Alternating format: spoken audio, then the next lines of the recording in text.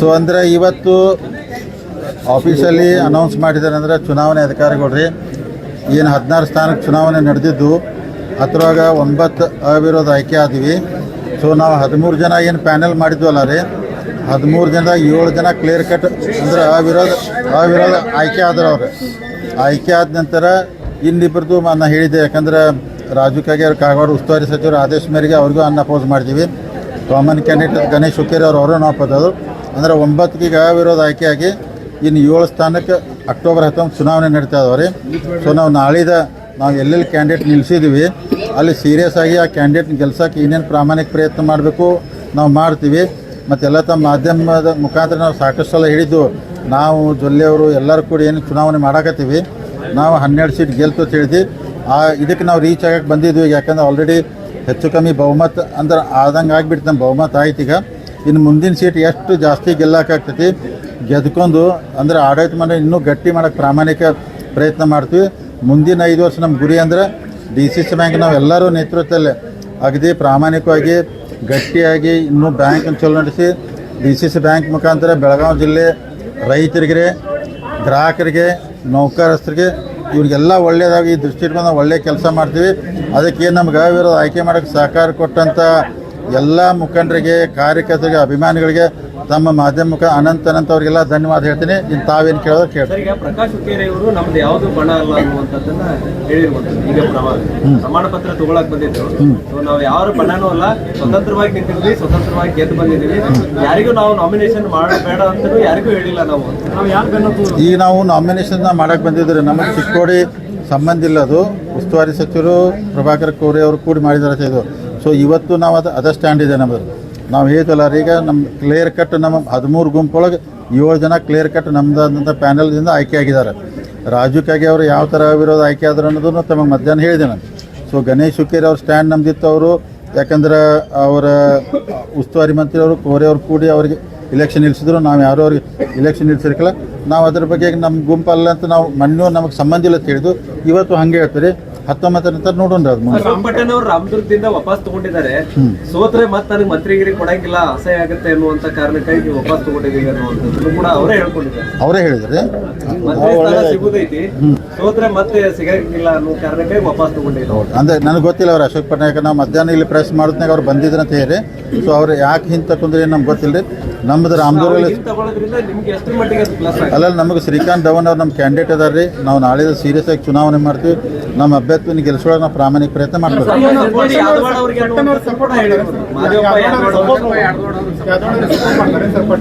ಗೊತ್ತಿಲ್ಲ ನಮಗೆ, ಯಾಕಂದ್ರೆ ಅವ್ರು ಯಾರಿಗೆ ಇಲ್ಲ ನನಗೂ ಅವ್ರು ಯಾರಿಗೆ ಸಪೋರ್ಟ್ ಮಾಡ್ತಾರೆ ಗೊತ್ತಿಲ್ಲ. ನಮ್ಮ ಕ್ಯಾಂಡಿಡೇಟ್ ಧವನ್ ಇದ್ದವರು ನಮ್ಮ ಓಟರ್ಸ್ನು ನಾವು ನಾಳೆ ಚುನಾವಣೆ ಮಾಡ್ತೀವಿ.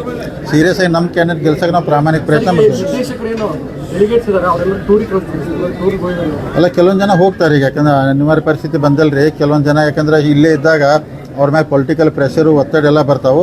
ಅದಕ್ಕೆ ಕೆಲವೊಂದು ಜನ ಟೂರ್ ನಾಳೆ ಮಾಡ್ತಾರೆ. ಅದು ಯಾಕಂದ್ರೆ 18ಕ್ಕೆ ವಾಪಸ್ ಬಂದು ವೋಟಿಂಗ್ ಮಾಡಿ ಆಮೇಲೆ ಊರಿಗೆ ಹೋಗ್ತಾರೆ. ಒಟ್ಟು ಎಲ್ಲರೂ ಆಸೆ ಏನು ನಾವು ಬಹುಮತಕ್ಕೆ ರೀಚ್ ಆಗಬೇಕಂತ ಆಗಿದ್ದೀವಿ.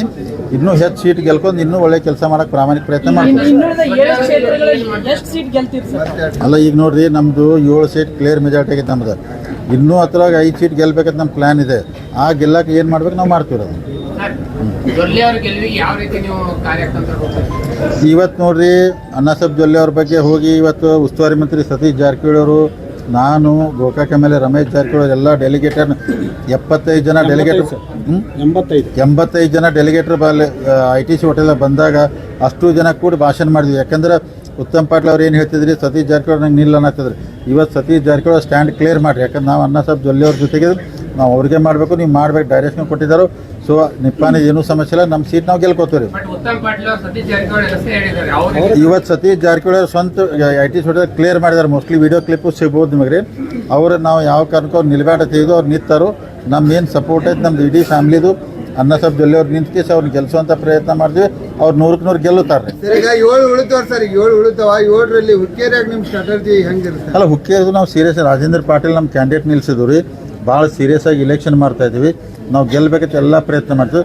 ಫೈನಲ್ ಡಿಸಿಷನ್ ಮತದಾರ ಏನು ನಿರ್ಣಯ ಕೊಡ್ತಾರೆ ಆ ಮತದಾರ ನಿರ್ಣಯ ಸ್ವೀಕಾರ ಮಾಡ್ತಾರೆ. ರಾಯಬಾಗದಲ್ಲಿ ಯಾವ ರೀತಿ ಇದೆ ಸರ್? ರಾಯಬಾಗದಲ್ಲಿ ನಮ್ಮ ಅಪ್ಪ ಸಾಹೇಬ್ ಕುಲಗಡೆ ಅಧ್ಯಕ್ಷರು ಚುನಾವಣೆ ಮಾಡ್ತಾ ಇದ್ದಾರೆ. ಆ ಕಡೆಯಿಂದ ಒಬ್ಬರು ನಿಂತರು. ಅಲ್ಲಿ ಅಂದ್ರೆ ನಮ್ದು ಏನೂ ಸಮಸ್ಯೆ ಇಲ್ಲ, ಅದನ್ನು ಸೀಟ್ ನಾವು ಗೆಲ್ಕೋತೇವೆ. ಇದೆ ರೀ ಅಲ್ಲ ಇರಲಿ, ಚುನಾವಣೆ ಒಂದ್ಸಲ ಡಿಸಿಷನ್ ಮ್ಯಾಗ ಒಂದು ಓಟಲ್ಲಿ ಗೆದ್ದದ್ದು ಉದಾಹರಣೆ ಭಾಳ ಅದಾವ್ರೆ. ಅದೇನು ಒಂದು ಓಟ ಐತೆ ಅಂದ್ರೆ ಏನು ಹಂಗೆ ತಿಳ್ಕೊಳಂಗಿಲ್ಲ. ನಾವೆಲ್ಲ ವಿಕ್ರಮ್ ಇನಾಮ್ದವ್ರನ್ನ ಗೆಲ್ಸಕ್ಕೆ ಏನು ಪ್ರಾಮಾಣಿಕ ಪ್ರಯತ್ನ ಎಲ್ಲ ಮಾಡ್ತೀವಿ, ಸಕ್ಸಸ್ ಆಗ್ತಂತ ನಮಗೆ ವಿಶ್ವಾಸ ಇದೆ. ಎರಡೂ ಸೀಟ್ ನಿಮ್ಮ ಬಣಕ್ಕೆ ಸೇರಿದ್ವಾ ಹೆಂಗೆ ಸರ್? ವಿಕ್ರಮ್ ಇನಾಮ್ದಾರ್ದು ಅಷ್ಟನ್ನ ಹೇಳವ್ರೆ, ಉಳಿದಿದ್ದು ನನಗೆ ಸಂಬಂಧ ಇಲ್ಲ. ಅತನಿ ಒಳಗೆ ನಿಮ್ಮ ನಿಲುವೇನು ಅನ್ನುವಂಥದ್ದು ಪ್ರಶ್ನೆ ಬರ್ತದೆ. ಅಲ್ಲ ನಿಮಗೆ ಮೊದಲು ಹೇಳಿಲ್ಲ ರೀ, ಅತನಿ ಕಾಗವಾಡ ನಾವು ಚಿಕ್ಕೋಡಿ ನಮಗೆ ಅಂದ್ರೆ ಸಂಬಂಧ ಇಲ್ಲ. ಆದರೆ ಇವತ್ತು ಉಸ್ತುವಾರಿ ಸಚಿವರು ನಮಗೆ ಡೈರೆಕ್ಷನ್ ಕೊಟ್ಟರು, ನೀವು ಶ್ರೀಮಂತ್ ಪಾಟೀಲ್ ಅವ್ರಿಗೆ ಶ್ರೀನಿವಾಸಕ್ಕೆ ಕನ್ವಿನ್ಸ್ ಮಾಡಿ ತಗಿಸಿ ರಾಜು ಕಾಗೆ ನೀವು ಅವಿರೋಧ ಮಾಡ್ಬೇಕು ಅಂದಿದ್ದಕ್ಕೆ ನಾವು ಶ್ರೀಮಂತ್ ಪಾಟೀಲ್ನ ಅಥವಾ ಶ್ರೀನಿವಾಸನ ಕನ್ವಿನ್ಸ್ ಮಾಡಿ ಹಿಂದೆ ತಕ್ಕೋರಿ, ಮುಂದೆ 5 ವರ್ಷ ಬಿಟ್ಟು ನಿಮಗೆ ಅವಕಾಶ ಬೇಕಾದ್ರೆ ಮಾಡೋಣ ಅಂತ ಹೇಳಿ ಅವ್ರೇನು ಡೈರೆಕ್ಷನ್ ಕೊಟ್ಟರು ಆ ಡೈರೆಕ್ಷನ್ ಪ್ರಕಾರ ರಾಜು ಕಾಗೆ ಅವ್ರು ಅವಿರೋಧ ಆಯ್ಕೆ ಮಾಡಿದ್ರು. ಅದು ಕ್ಯಾಂಡಿಡೇಟ್ ನಮ್ದೆಲ್ಲ ಉಸ್ತುವಾರಿ ಸಚಿವರು ಕ್ಯಾಂಡಿಡೇಟ್.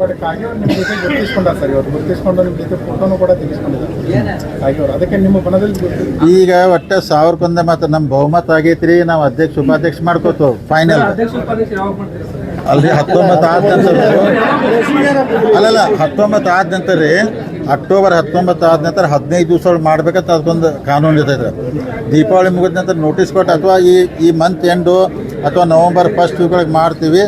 ಅದಕ್ಕೆ ತಮ್ಮ ಮುಖಾಂತರ ನಮ್ಮೆಲ್ಲ ನಮ್ಮ ಅಭಿಮಾನಿಗಳಿಗೂ ಹೇಳ್ತೀನಿ, ನಮಗೆ ಬೇಕಾದವ್ರಿಗೆ ಹೇಳ್ತೀವಿ, ಬೇಡದವ್ರಿಗೆ ಹೇಳ್ತೀವಿ. ಬಹುಮತ ಆಗಿದೆ, ಎಲ್ಲರೂ ನಮ್ಮ ಕ್ಯಾಂಡಿಡೇಟ್ ವೋಟ್ ಹಾಕ್ರೆ ವಿನಂತಿ ಮಾಡ್ತಾರೆ. ಕಡೆಯದಾಗಿ ಒಂದು ಸೋಷಿಯಲ್ ಮೀಡಿಯಾ ಅಥವಾ ಬೇರೆ ಕಡೆ ಹೊರಗಡೆ ಚರ್ಚೆ ನಡೆದಿರುವಂತದ್ದು ಏನಂದ್ರೆ, ಈಗ ಲಿಂಗಾಯತರ ಹೆಸರನ್ನ ಮುನ್ನೆಲೆಗೆ ತರ್ತಾ ಇದ್ದಾರೆ ಅಧ್ಯಕ್ಷ ಸ್ಥಾನಕ್ಕೆ.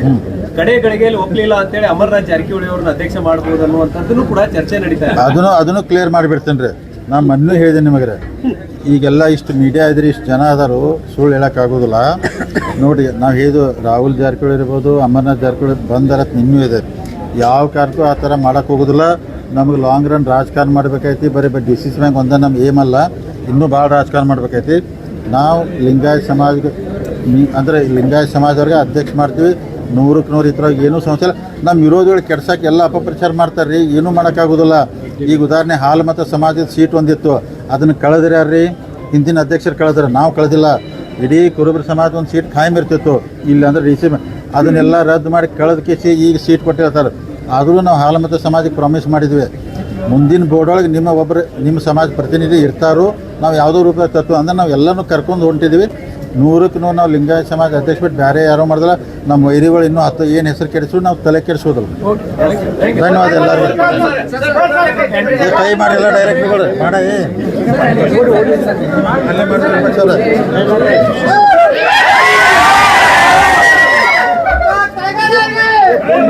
आरवाई क्षेत्र राजा हुलिगे, आरवाई क्षेत्र राजा हुलिगे.